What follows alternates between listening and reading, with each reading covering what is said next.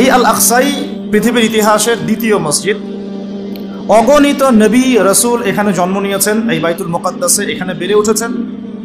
এই জায়গা কেন্দ্র করে তারা বিশ্বকে শাসন করেছেন, দাওয়াতি কাজ করেছেন, আল্লাহ তাওহীদের বাণী প্রচার করেছেন। এই আল আকসাই হচ্ছে নবী ইব্রাহিম আলাইহিস সালামের হিজরতের জায়গা। আমি শুধু মূল পয়েন্টসগুলো টাচ করছি, আপনাদের বিস্তারিত আপনারা পড়ে নেবেন। এই আল আকসাই হচ্ছে নবী ইব্রাহিম আলাইহিস সালামের হিজরতের জায়গা। তিনি থাকতেন ব্যাবিলনে, ইরাকের বাবেল শহরে। সেখান থেকে মূর্তি পূজারী পরিবার ত্যাগ করে তিনি চলে গিয়েছিলেন এই আল আকসায়, জেরুজালেমে। ওই জায়গাকে তখন বলা হতো শাম। এখন ওই জায়গাকে শামই বলা হয়, কিন্তু এখন শাম বলতে আমরা বেসিক্যালি সিরিয়াকে বুঝি, কিন্তু আসলে শাম শব্দ দিয়ে এই সিরিয়া শুধু না, প্যালেস্টাইন, লেবানন, জর্ডান, সিরিয়া পুরো জায়গাটাই শামের অন্তর্ভুক্ত। আগে ওই জায়গাকে বলা হতো কেনান। কি বলা হতো? কেনান। তো ইব্রাহিম আলাইহিস সালাম যখন সেখানে হিজরত করেন, সেখানে তাকে কেন্দ্র করে একটা প্রশস্ত নববী মানে আদর্শ তাওহীদের প্রতিষ্ঠা, একটা নববী রুহানি পরিবেশ গড়ে ওঠে। এবং নবী ইব্রাহিম আলাইহিস সালামের দুজন স্ত্রী ছিলেন, সারা আলাইহিস সালাম এবং হাজারা আলাইহিস সালাম। সারা আলাইহিস সালাম তার সাথে ওখানে থাকতেন, ওই কেনানে, অর্থাৎ বাইতুল মুকাদ্দাসের কাছাকাছি। আর আরেক স্ত্রী হাজারা আলাইহিস সালাম থাকতেন এই মক্কায়, কাবায়, যাকে কেন্দ্র করে এখানে একটা সভ্যতা গড়ে ওঠে, যেটা আপনারা জানেন ইসমাইল আলাইহিস সালামের কুরবানি। এবং এই বংশেই নবী সাল্লাল্লাহু আলাইহি ওয়াসাল্লামের একজন দাদা আছেন, তার নাম হলো আদনান। আবু তো আদনান না, আদনান। এবং এই আদনান কেন্দ্র করে ওখানে আদনানি আরব বলে একটা ট্রাইব চালু আছে। ওখানে আরবের অনেকগুলো ধারা আছে, আরবে আরিবা, আরবে বাইদা, আরবে মুস্তারিবা। এভাবে আস্তে আস্তে একটা পর্যায়ে গিয়ে আদনানি আরব একটা আরব দেখা যায়। এই বংশের একজন মানে মহাপুরুষের নাম হলো ইসমাইল আলাইহিস সালাম। এই বংশেরই ইসমাইল আলাইহিস সালাম থেকেই আস্তে আস্তে আস্তে আস্তে এদিকে আসে। আর এই আদনানি আরব যারা, তাদের বংশেই শেষ নবী মুহাম্মদ সাল্লাল্লাহু আলাইহি ওয়াসাল্লামের জন্ম হয়েছে। কারণ এই বংশেই হচ্ছে বনু হাশিম এবং কোরাইশদের মধ্যে একটা ট্রাইব বনু হাশিমের মধ্যে আমাদের প্রিয় নবী মুহাম্মদ রাসূলুল্লাহ সাল্লাল্লাহু আলাইহি ওয়াসাল্লামের জন্ম হয়েছে। তো এখানে একটা ট্রাইব দেখছি আমরা মক্কায়, আরেকটা ট্রাইব দেখছি আমরা কেনানে, যেটাকে আমরা বলছি বাইতুল মুকাদ্দাস। ওইখানে ইব্রাহিম আলাইহিস সালামের আরেক সন্তান বেড়ে উঠতে লাগলেন, তার নাম হচ্ছে ইসহাক আলাইহিস সালাম। ইসহাক আলাইহিস সালামের যে সন্তান, তার নাম হলো ইয়াকুব আলাইহিস সালাম। আর ইয়াকুব আলাইহিস সালামের আরেকটা নাম হচ্ছে ইসরাইল। ইয়াকুব আলাইহিস সালামের আরেক নাম হলো ইসরাইল, এবং এই ইসরাইল নাম থেকেই পরবর্তীতে এই বংশের নাম হয়েছে বনু ইসরাইল। ঠিক আছে? এই বনু ইসরাইলের মধ্যে আল্লাহ পাকের প্রেরিত বেশিরভাগ নবী এসেছেন। বলা হয় 1,24,000, কোনো জায়গায় পাওয়া যায় 2,24,000। কোরআনে আছে 25 জন নবীর নাম। স্পেসিফিকলি কত আল্লাহ ভালো জানেন। আল্লাহ পাক বলেছেন ওয়ালিকুল্লি কওমিন হাদ, আমি প্রত্যেক কওমেই হেদায়েত দেওয়ার জন্য নবী রাসূল প্রেরণ করেছি। এটার সংখ্যা আল্লাহ পাক জানেন, আমরা জানি না। তবে এতটুকু জানি, বেশিরভাগ নবী রাসূল এসেছেন এই বনু ইসরাইলের মধ্যে। এখন এটাই সেই জায়গা যেখানে বনু ইসরাইলরা বেড়ে ওঠে, তাদের সভ্যতা বিকাশ লাভ করে। এবং বনু ইসরাইলকে আল্লাহ পাক একটা ওয়াদা দিয়েছিলেন, তোমরা যদি ভালো থাকো, ওয়াইন আহসানতুম লিআনফুসিকুম ওয়াইন আসাতুম ফালাহা। আল্লাহ পাক ওয়াদা করছেন, তাদেরকে আরো ওয়াদা করছেন যে ওয়াইন উদ্তুম উদনা, মানে সহজ কথায়, তোমরা যদি ভালো থাকো এই জায়গায়, তোমাদের সাথে ভালো বিহেভ করা হবে। তোমরা যদি এই ফিলিস্তিন এই অঞ্চলটাতে ভালোভাবে বসবাস করতে চাও, আল্লাহর আদেশ মেনে চলতে পারো, তোমাদেরকে ভালোভাবেই রাখা হবে। কিন্তু তোমরা যদি উদ্ধত আচরণ করো, তোমাদেরকে এখান থেকে আমি বের করে দেবো। এটা আল্লাহ পাকের সুন্নাহ। ওয়ালান তাজিদা লিসুন্নাতিল্লাহি তাবদীলা, আল্লাহ পাকের এই সুন্নতের মধ্যে কোনো ব্যত্যয় থাকবে না। এই প্রতিশ্রুতি তাদেরকে দেওয়া হলো এবং তারা সেখানে থাকতে লাগলো। প্রথমে তারা বেশ ভালোই ছিল এবং তারা কিন্তু তখন মুসলিমই ছিল, কারণ তারা আল্লাহ পাকের আনুগত্য করতেন। প্রত্যেক নবী ইহুদি ছিল না, তারা ছিল মুসলিম। এই যে একটা কথা অনলাইনে চলে আসছে, হ্যাঁ, কিছু যাক ওইভাবে বলতে চাচ্ছি না, হয়তো জানে না জানা হতে পারে, মানুষ নাও জানতে পারে। তা কোনো নবী রাসূল ইহুদি বলা যাবে না, তারা মুসলিম ছিলেন, কারণ তারা আল্লাহ পাকের দাসত্ব করতেন, এখলাসের সাথে আত্মসমর্পণ করতেন।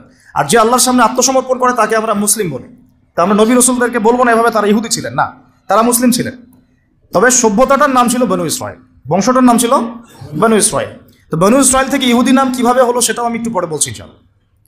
এখন এই ইয়াকুব আলাইহিস সালামের বংশ বাড়তে লাগলো। আপনারা জানেন, সূরা ইউসুফ পড়ে দেখবেন, তার মোটামুটি 12 সন্তান হয়ে গেল। 12 সন্তানের মধ্যে এক সন্তানের নাম হলো ইউসুফ। আর তার ভাই যার নাম পাই আমরা বেনিয়ামিন, তাই না? নেতানিয়াহু না আবার, ঠিক আছে? বেনিয়ামিন। নামগুলো কেন মিলে যায় বুঝেন? তারা কিন্তু তাওরাত, ওল্ড টেস্টামেন্ট, নিউ টেস্টামেন্ট এগুলো ঘাটাঘাটি করে নামটার আগে আর কি ওদের একটা ভিশন আছে, ওইদিকে আমরা পরে আসতেছি। তো এখন এই ইয়াকুব আলাইহিস সালামের যে কওম, যে ট্রাইব, তার যে সন্তানরা, ওই সৎ ভাইদের গল্প আপনারা জানেন, সূরা ইউসুফ বিস্তারিত পড়লে দেখবেন যে তারা দুর্ভিক্ষের কবলে পড়ে সেখান থেকে মিশরে আসে। মিশরে কিভাবে আসলো তারা? আচ্ছা, তার আগে আপনাদেরকে একটা শব্দ বলি, সেটা হলো হোলি ল্যান্ড। এই শব্দটাকে মাথায় রাখবেন, হোলি ল্যান্ড। শুধু ফিলিস্তিন জুড়ে নয়, বরং মিশরের নীলনদ থেকে শুরু করে ইরাকের ইউফ্রেটিস পর্যন্ত এই পুরো জায়গাটাকে বলা হয় হোলি ল্যান্ড। এই জিনিসটা মাথায় রাখবেন। এখনকার বিশ্বের যত কিছু হচ্ছে হোলি ল্যান্ডকে কেন্দ্র করে, এবং ভবিষ্যতেও যা হবে এই বিশ্বে ওই জায়গার স্বাধীনতাকে কেন্দ্র করে। ওই জায়গার দখলদারিত্ব নিয়েই সব কনফ্লিক্টগুলো হতে থাকবে ওয়ার্ল্ডে। জায়গাটার নাম হোলি ল্যান্ড। এই হোলি ল্যান্ড শব্দটা কিন্তু কোরআন থেকে নেওয়া হয় নাই, এটা ওরা ওদের মতো করে সাজিয়ে নিয়েছে ওদের ওল্ড টেস্টামেন্ট, নিউ টেস্টামেন্ট থেকে। তারা মনে করে এবং তারা দাবি করে, এই জিউসরা, যে এই পুরো হোলি ল্যান্ড আল্লাহ তাদেরকে দিয়েছেন। নাউজুবিল্লাহ। কাদেরকে দিয়েছেন আমরা দেখবো এখন ইনশাআল্লাহ। তো এখন এই হোলি ল্যান্ড বলতে শুধু ফিলিস্তিন না, তাহলে পুরো মিশর থেকে নিয়ে একদম ইউফ্রেটিস, ইরাকের ইউফ্রেটিস নদী পর্যন্ত, যেখান থেকে সোনার পাহাড় বের হবে। হাদিস তো জানেন আপনারা, আর যেটাকে কেন্দ্র করে মহাযুদ্ধ হবে। এখন এই হোলি ল্যান্ডে তাহলে কিভাবে আসলো বনু ইসরাইল? ওই দুর্ভিক্ষের কবলে পড়ে তারা আস্তে আস্তে এখানে আসলো খাবারের সন্ধানে। এখানে এসেই তখন ফেরোরা থাকতো আর কি। তো এই ফেরো আর মুসা আলাইহিস সালামের ফেরো কিন্তু এক না। তখন যারা থাকতো তাদেরকে বলা হতো হাইকাল গোষ্ঠী আর কি, হাইকাল জনগোষ্ঠী। এখন আমরা বুঝলাম যে বনু ইসরাইল কিভাবে ওই কেনান থেকে মিশরে আসলো। ইউসুফ আলাইহিস সালাম যখন এখানে পলিটিক্যাল পাওয়ারটা পেলেন, তখন তিনি বাবাকে নিয়ে আসলেন, মাকে নিয়ে আসলেন, ভাইদেরকে নিয়ে আসলেন, সবাইকে মাফ করে দিলেন। এখানে আবার বনু ইসরাইলের আবাদি গড়ে উঠতে থাকলো। এভাবে আস্তে আস্তে বনু ইসরাইল ছড়িয়ে যেতে লাগলো। মোটামুটি 100-200 বছর তারা এখানে খুব শান্তিতে ছিল, যতক্ষণ না এই হাইকেল জনগোষ্ঠীকে সরিয়ে দিয়ে ফেরাউনটা ক্ষমতা দখল করেছে। ফেরাউনটা আবার উগ্র, এরা আবার ওই রকম না, ওই মানে সেকুলার মাইন্ডেড না। ওরা দাবি করে যে আনা রব্বুকুমুল আ'লা, আমি তোমাদের মহান রব। এখানে আর ওই সুযোগ নাই ধর্ম পালনের। এবং তারা খুব বেশি অত্যাচার করতে পছন্দ করতো। আপনার কোরআন খুললেই দেখবেন প্রথম দিকে আছে ইউযাবিহুনা আবনাআকুম ওয়া ইস্তাহিউনা নিসাআকুম। বাচ্চাদেরকে জবাই করতো, ছেলেদেরকে জবাই করতো, মেয়েদেরকে জীবিত রাখতো। এদের আন্ডারে, এই ফেরাউনদের আন্ডারে থেকে বনু ইসরাইলরা যে নির্যাতনটা, মানে স্লেভারি যে নির্যাতনটা সহ্য করেছে, এই সময়টা, আমার ধারণা এই সময়টা তাদের সাইকোলজিক্যাল একটা পরিবর্তন হয়েছে। আর এটা আমার শুধু কথা না, ডক্টর রাগিব সার্জানি থেকে শুরু করে আলী মোহাম্মদ সাল্লাবি এই কথা বলেছেন যে যখন তারা ফেরাউনের আন্ডারে থেকে এই টর্চার সহ্য করেছে প্রায় এরকম 100 বছর, 100 বছর একটা জাতি যখন এভাবে টর্চার সহ্য করতে থাকে, চোখের সামনে জবাই করে দেওয়া হচ্ছে বাচ্চাদেরকে, ছেলেদেরকে, মেয়েদেরকে ধর্ষণ করা, জীবিত রাখা, তখন এই স্লেভারির মধ্যে থাকতে থাকতে ওদের মধ্যে একটা অ্যারোগেন্সি চলে আসে। ঠিক ওই একই কাজটা কিন্তু ওরা এখন মুসলমানদের সাথে করতেছে। খেয়াল করে দেখেন, ওই জিনিসটার শিক্ষা তারা এই ফেরাউনদের কাছ থেকে পেয়েছে। বুঝাতে পারছি আমি কথা কি? আচ্ছা, তো যাই হোক, এভাবে ফেরাউনদের আন্ডারে তারা থাকতে লাগলো এবং বনু ইসরাইল দাসত্বের শৃঙ্খলে আবদ্ধ হলো। তারা দেখেন ওই জেরুজালেম থেকে এখানে দাসত্বের শৃঙ্খলে আবদ্ধ হওয়ার কারণ কি? আল্লাহ পাকের হুকুম আহকাম থেকে তারা সরে গিয়েছে। এবার আল্লাহ পাক আবারও তাদের প্রতি দয়া করলেন। কি দয়া করলেন? আল্লাহ পাক তাদেরকে আবার একজন নবী দিলেন। সেই নবীর নাম নবী মুসা আলাইহিস সালাম। কি নাম? মুসা আলাইহিস সালাম। তাদেরকে আবার এই জায়গা থেকে উদ্ধার করলেন। ইতিহাস বলতে চাচ্ছি না, আপনারা পড়েছেন, অনেকেই জানেন। কোরআনের পাতায় পাতায় ফেরাউন আর বনী ইসরাইল, কিভাবে ফেরাউনকে ডুবে মারা হলো, কিভাবে বনী ইসরাইলকে নিয়ে তিনি এখান থেকে বের হলেন। গিয়ে বনী ইসরাইল ফেরাউনের হাত থেকে নাজাত পেয়ে যখন ফেরাউনের দলবল লোহিত সাগরে ডুবে মরল, এরপরে কিন্তু মুসা আলাইহিস সালাম তার এই অনুসারীদেরকে নিয়ে এই জেরুজালেমের দিকে আবার যাচ্ছিলেন। মনে আছে? তারা 40 দিনের মধ্যে বাছুর পূজা শুরু করলো, মনে আছে না? 40 দিনের মধ্যে তারা বাছুর পূজা শুরু করলো। ওখানে সামেরি নামে একজন ব্যক্তি বের হলো, সে মানুষকে মূর্তি পূজা শেখানো শুরু করলো। তো ইউসুফ আলাইহিস সালামের সোনালী যুগ থেকে নিয়ে মুসা আলাইহিস সালাম এই পর্যন্ত এখানেও কিন্তু মোটামুটি 200-400 বছর চলে গেছে। এরপরে নাজাতপ্রাপ্ত বনী ইসরাইল, যাদের প্রতি আল্লাহ পাক রহম করলেন, তাদেরকে নিয়ে মুসা আলাইহিস সালাম এই ফিলিস্তিনের দিকে এগিয়ে যাচ্ছিলেন। যেতে যেতে আল্লাহ রাব্বুল আলামিন তাদেরকে আদেশ করলেন যে ওই বাইতুল মুকাদ্দাসে এখন আমালেকা সম্প্রদায় বসবাস করছে। কোন সম্প্রদায়? এখন আমালেকার, অনেক শক্তিশালী আর কি, খুবই ফিজিক্যালি স্ট্রং। তো তোমাদেরকে ওই জায়গা যদি এখন পেতে হয় তাহলে এদের সাথে জিহাদ করতে হবে। এই ঘটনাটা কিন্তু সূরা বাকারার শেষের পারার মধ্যে আছে, একদম শেষের দিকে। তো মুসা আলাইহিস সালামের জীবদ্দশায় এই জিহাদটা হয়নি। মুসা আলাইহিস সালামের জীবদ্দশায় এই আদেশটা এসেছিল, কিন্তু মুসা আলাইহিস সালাম তার অনুসারীদেরকে বলেছিলেন যে আল্লাহ পাক আমাদেরকে জিহাদ করে বাইতুল মুকাদ্দাস জয় করতে বলেছেন। তখন তার অনুসারী বনু ইসরাইল বলেছিল, ইযহাব আনতা ওয়া রাব্বুকা ফাকাতিলা, তুমি আর তোমার রব গিয়ে যুদ্ধ করো, আমরা এখানে বসে থাকলাম। ওয়া ইন্না হাহুনা কাঈদুন।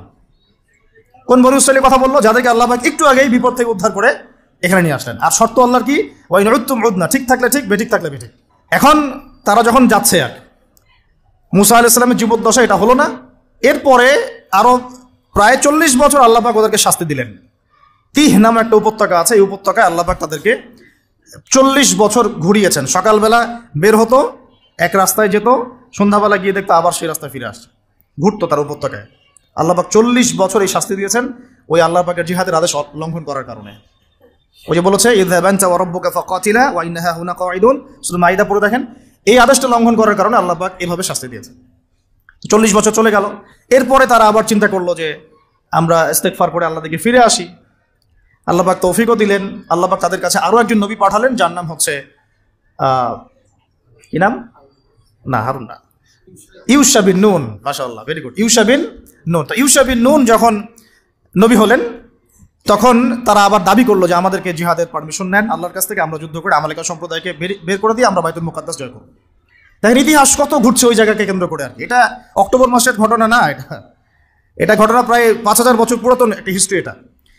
তারপরে ওই নবী বলছেন যে আল্লাহ যদি আদেশ করেন তোমরা কি আবার পৃষ্ঠ প্রদর্শন করবে না? তো তারা বলছেন না, আমরা কেন পালিয়ে যাব, আমাদের সন্তানদেরকে হত্যা করা হচ্ছে, ইত্যাদি ইত্যাদি, বাড়িঘর থেকে উচ্ছেদ করা হচ্ছে, আমরা কেন জিহাদ করবো না?